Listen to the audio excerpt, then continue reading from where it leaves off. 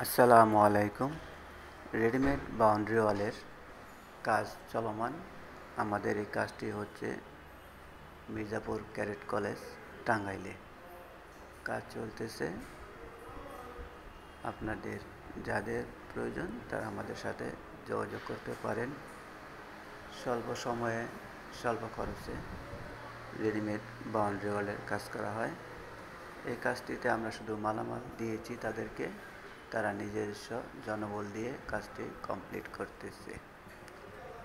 আসসালামু আলাইকুম।